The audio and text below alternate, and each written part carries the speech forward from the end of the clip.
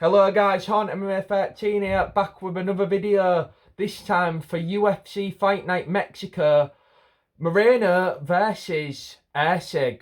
And we're going to go straight into the main card, starting with fight number 1, which is Ronaldo Rodriguez versus Kevin Borjas. Now, Ronaldo Rodriguez kind of had a bit of a moment last year, the end of last year, UFC The Sphere, when he had that press conference bit where he kind of was becoming a bit more well-known, becoming a bit of a star.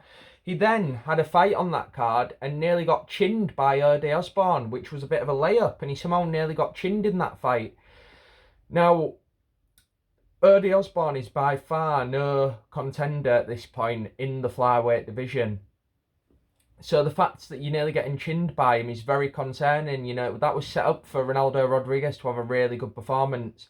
Kevin Borjas, he's got good power and speed, which is not a good sign if you're Ronaldo Rodriguez, someone who may possibly be a bit hesitant as well in this fight because he don't want to get chinned. He don't want to get that happen again because he might not get so lucky with the ref, although it's in Mexico, so he probably will. But I'm thinking this is going to go one of two ways. Either Ronaldo Rodriguez is going to be hesitant and just try and get his way to a points decision, or he's going to think, I'm in Mexico, I need to redeem myself here, I'm going to try and get the KO. I'm not sure which way I'm thinking fully right now, but I think I've got to go with the guy who's just maybe that bit more technical, and that would mean I'd have to go with Borges, sorry. We're going to talk about the chin later on, don't worry about that. Borges, I think he's got the win here. I think he's going to really upset the apple cart. I think he's got the power to get a knockdown, and I think he could possibly do a situation where he gets the knockdown and thinks, right, he's not going to get stopped, so I'm going to have to get the back, and I'm going to have to chin him, get his chin and get him. I'm sorry, I'm thinking of chins. I've just mentioned Raul Rosas. He's going to have to get the neck, and he's going to have to try and choke him out, because I think if he goes for the ground and pound, the ref's just going to stand there and he could gas out, similar to the Tony Ferguson, Paddy Pimblett situation. So I think it's going to be one of those. Ronaldo Rodriguez has got that Mexican chin. He's tough, but no one can stop when you get your neck taken being unconscious. So I think that's going to be the way to get this done. He's going to get him knocked down, get him possibly in a position where he's got mount, and then he's going to switch to the back, and then he's going to get his neck and choke him out. I think that's going to happen in round 2 when he gets clipped by Borges, and I think it's going to be a sad homecoming for Ronaldo Rodriguez because his last fight wasn't in Mexico, even though it may as well have been in Mexico with all the immigration, but we're not going to go into that. Moving on. Fight number 2 on the main card, David Martinez versus Simon Oliveira. David Martinez, I've got in my notes here that he has power and he has a great gas tank. And that is relevant because the guy he's fighting, we all know, has a terrible gas tank. He's knocked out people late in the past as Martinez, even though you think, oh, he hasn't been in the UFC. You know, he's actually on the regional scene being a champion, which is always good, especially when you're in tough, competitive organisations, especially in countries like Mexico. You know, they've got good underground fighting circuits. So I think it's good when he's had 5-round experience. It shows that he can carry power as well when you've had finishes there late. 4th round, 2 of them in the 4th round, actually, which shows me that he's got really good finishing potential as well, because any point in the fight he can end it. Oliveira, his finishes tend to come early, and I just think this fight's going to be one where there's not going to be a finish early, and that's how I have to base my prediction here. I think Martinez is going to be able to outlast him. I think his power's going to carry later, and I think he all round just has better striking as well. Oliveira, you know, thinking by the name, he's probably got good grappling. Not really, more of just points fighter. He isn't one of the great finishers with that name like a Charles. He's more of a points fighter, unfortunately, and I think that's a bad thing when you're fighting someone who can end you at any point in the fight. You're never safe. So I think he's going to get finished here. I think Martinez has got potential as well. I think he could be a player in this division, but the problem is, I think the fact that he's only just come to the UFC and he's getting up to that, you know, 30 mark, I think he's like 28. You know, I don't like that for fighters. I think 26 is the perfect age. I think he should have come to the UFC earlier, but he's been a champion. He's been in 5-round fights, so maybe that'll bode well, and he can get stepped up pretty quick. But I'm going for him here. I think he's going to get it on points. I don't think he's going to finish Oliveira, but I think he's going to hurt him and win on damage. So Oliveira is going to lose this. I think he's going to get outlasted. and David Martinez, one of the most used Mexican names. I think there's like 10 David Martinez when I checked on Tapology in MMA at the moment. So he's going to get the win, and I think he's going to get it pretty comfortable on points. Moving on, fight number 3. On the main card, the Chin himself, who I accidentally name dropped earlier, Raul Rosas Jr., and he's taking on Vince Morales. Wow, not Michael. I mean, it wouldn't surprise me at this point. Raul Rosas Jr., you know, he's an absolute tank. He's got really good grappling. He's got really good wrestling. He puts a pace on you. But he's facing someone here who has a Peruvian necktie on his record, along with a Darce choke, along with guillotines, and along with rear naked chokes even, I think. So this is a guy who's varied in the grappling arts, which for a wrestler can be quite worrying, because a lot of those are like submissions that you can get off your back, which is concerning, because if you're fighting someone like that, you're never fully going to be able to commit without making sure your head's not in the wrong place, because Raul does tend to be a bit of an explosive, like, just guy who just goes for takedowns willy-nilly. He doesn't always do it in the most technical way. It's more his gas tank and his ground and pound that helps him. So I could weirdly see a crazy submission happening out of nowhere here, which would be a big underdog. So I'm thinking, should I tell you guys to put that on? But I don't know, because I think everything other than that tells me that Raul's just going to dominate this fight. I mean, that's like the 1/2 out of 10 scenario that could happen, and I'm not in my prediction gonna like bank on that. I'm gonna have to go for the domination by Raul. I actually think he's not gonna get a finish here though. I think he's gonna struggle, because I think when you're having to be a bit more careful with your grappling, you're not gonna go for those advanced positions as much, and I think he could possibly be stalling out Raul here and just getting him to maybe be a bit more cautious, and he can survive and not get fully dominated, if you like. I mean, I think he's going to get dominated in a different way, where Raul's going to be a bit more safe and boring, but he's not going to cause the damage maybe, but he's going to have the control time. So I think it's going to be actually a surprisingly boring fight, this one. I think it'll be the most boring fight on this main card, even though Raul's a big name and we like to see the guy. And his chin's entertaining enough, so who cares if the performance is boring. But Raul Rosas Jr., dominating position, getting everywhere he can in the grappling exchanges without hurting like the chance of maybe getting subbed, because if he gets subbed in this fight, I really do think that's the end for Raul's contention, even at the age he's at, because he's already been fraud checked once, and if he gets beat here in Mexico, it's just, once you see these young fighters get beat a couple of times, think of Anthony Hernandez, you just don't see him get to that level. So I think this is actually a really surprisingly crossroads fight for Raul Rosas. I think he needs to get a win here. I'd keep it safe if I was him, and I think he'll get the decision. It'll be boring, but it's better than getting humiliated. Moving on, is it the co-main event? No, it's not. This is a really good card, to be honest with you. This would be on any other fight night, especially in Apex, a co-main event. What am I talking about? Probably a main event with the shitty Apex cards we get. Kelvin Gastelum versus Joe Pyfer. Now, this is an interesting one to me, because these two are like mirror images of each other, but Pyfer is more of like what the Gastelum used to be, as in an explosive striker who can end the fight, but also has it. I wouldn't say he has like the greatest striking technical wise. Like, he's a bit like early Gastelum, like I say. He's got like that just really powerful straight that can put anyone out, but the rest of his striking can sometimes be a bit laboured, because he's that explosive. He's got like the Michael Chandler syndrome. We saw that in the Jacomanton fight, which was actually one of my favourite fights of that year.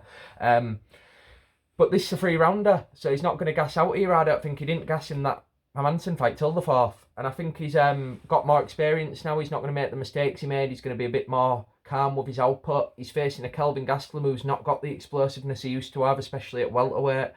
And I think he's going to be really struggling here, Gastelum. He's fighting a younger version of himself, who's probably got the better power, but Gastelum's known for having a Giga Chad chin.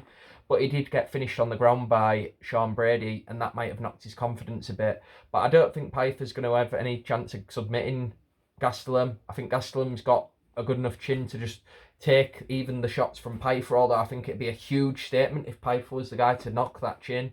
But I think it's not going to happen. I think Brady, showed that if you're a grappler, you can finish Gastelum. I think a style like Pyfer's just going to have to outpoint him here. And he showed that he can do that, because he was outpointing a crafty vet in a Hansen early in that fight. And it was a close fight, even though in the end it looked like people just remember the end rounds where Pyfer was getting dominated. He did well early. This is a 3-rounder. I think he's going to have the edge here. I think he's going to, not on damage, because I don't think Gastelum ever looks like he's taking damage. He's got like one of them block flipping Funko Pop heads. He looks like a Funko Pop, an autistic Mexican Funko Pop with a fat stomach. So I think he's going to take the damage. I think the body shots could be a key one. Speaking of the fat stomach though, and if he can land a few of those, he could gas out Gastelum, no pun intended, and he could possibly make this an even easier fight for himself. I still don't think he'll get the finish, but I do think he can really, really hurt Gastelum in there and make him maybe go for takedowns. And when he goes for them, then Pyfer can maybe fumble them, get him in a tie clinch and land some body shots again, because that's how you hurt Gastelum. You're not going to knock him out. But I see him really getting a comfortable win here, and I think he's going to redeem himself strongly here. And in Mexico, fighting a guy with Mexican heritage, it's always good to get a win on someone's quote-unquote home turf. I think Pyfer's going to get this one. Another decision, unfortunately, but it won't be as boring as the last fight. I think we could see a similar fight to the Curtis Blades-Gastelum fight, except, racist, Chris Curtis, Kelvin Gastelum fight. But I think it'll just be a bit more dominant, and I think it'll be the other way around, and there'll be no dirty headbutt that makes it switch on the dime to Gastelum. I think Gastelum was getting pieced up in that fight, and Chris Curtis has that similar explosivity to Pyfer, but not the same pop. And I think that's going to be a similar kind of thing.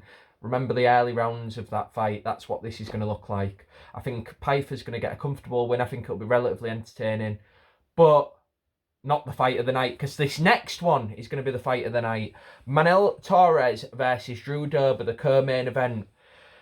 Manel Torres, he's got really, really good rounded game. He's got everything you need to be in that kind of mid-range of a division where he's just got enough. Nothing stands out about him. He doesn't have that X factor, but he has enough to make you think he's going to be in that top 15. He can beat anyone who's trying to break into that, because he's got that gatekeeper kind of.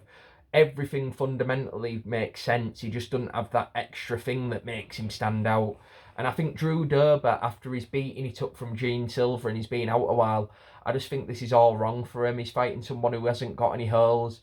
Drew Dober looks for that knockout, but you're not fighting a Bobby Green here who's got the hands down style. You're fighting a fundamental striker who's a bit boring. He doesn't have that flair of a Bobby Green where you can catch him with something. And I think it's going to be really bad for Dober here. I think he's going to get really, really beat up. Drew Dober, his best performances have come against predominantly strikers. We saw him against Moicano. He got beaten up. This is almost a similar style to Moicano, probably just a bit more 50-50, where his grappling isn't outrageously good, but his striking's probably a bit better than a Moicano, so I don't see Drew catching him like he did Moicano, because that fight was close early and looked a bit shaky for Moicano. But when doesn't a Moicano fight look shaky? Think of the Jalen fight, think of his fight against Islam. You know, he's a different type of fighter. He ain't going to get ragdolled. He wasn't a former featherweight as a Moicano. He's been a big guy for a while. He's a lightweight, unlike a Gene Silver who beat up Drew Dober. Manuel is even stronger and even more imposing. I think he's obviously nowhere near the level of Gene Silver, but I think he's got the better grappling, and I think he's got the way to win here. I just think it's stylistically a perfect fight for him, which is expected in Mexico. They're going to want to win for him. So I think he's going to get the finish here. I think he's actually going to drop Drew Dober and then sub him. I think that's the way to victory here. He's going to clip Dober. Dober's going to be bamboozled. He's going to get the back. He's got rear nakeds on his record. I think he'll take the neck, and I think he'll put him out. And I think it'll be probably the end of Dober's contention of getting a top 15 fight again. I think he'll be out of the top 15 for good. Thanks, Drew, for your service. I've enjoyed watching you beat up some minorities, but you're getting... This guy's not dark enough for you. Moving on to the main event. The one we've all been waiting for. It's actually a bit of a letdown, this main event, considering all the names on the undercard, don't you think? Brandon Moreno versus Steve Erceg. Now, Erceg is very lucky to be in this position. He got absolutely flatlined in his last fight, and he didn't even deserve to really have the opportunities in the past he had. He shouldn't have had been a title fight before that, and he got a great matchup after that against Kai Kara France, and now he's getting another matchup. If there's anyone with Dana White privilege, it's Steve Erceg. Now he's facing a guy in Brandon Moreno who looked slower in his last fight. He definitely didn't look himself against Brandon Royval. And I feel like he's fighting someone in Erceg here who, although got flatlined recently, didn't take much damage. And even in his title fight, which he arguably won, he did not take much damage compared to other opponents of Pantoja. So I think Erceg has got a chance of just purely on damage and landing the more eye-catching shots, winning. I think he's going to get out-volumed, but not even to the extent of a normal Moreno fight, because he's slowing down recently, his output's slowing down. And I think in a 5-rounder, Erceg can win at least 3 of those rounds just on the more hard-hitting, damaging shots. I think Erceg's got this one. I think he's an underdog. He's fighting in Mexico, but I think he can do it, man. Erceg's not going to knock him out because I think Moreno's too crafty. He's a vet at this point. But I think he's going to be able to get the damaging shots off, and he's going to be able to land some really good leg kicks, which Steve Erceg is one of the best at feather flyweight at doing. And I think he's got the best uppercut in the division, and Moreno tends to mix it up with the grappling. I think he could get caught with that. And to add on to it, Erceg's just the stronger guy, so in the clinch situations, the fence grabs, we're not talking about Michael Chandler, the fence grappling situations, I think he can land knees to the body, and I think elbows are going to come into play, and then the damage, visual damage could come into play as well. I think Erceg's going to get this decision, I think he's going to look good, and I think he's going to surprisingly have a rebirth, and we all love Steve, the Astro boy. Thanks for tuning in, guys. I look forward to this card. Like, subscribe. We're going to get these videos out earlier in the future. Haunton May 13.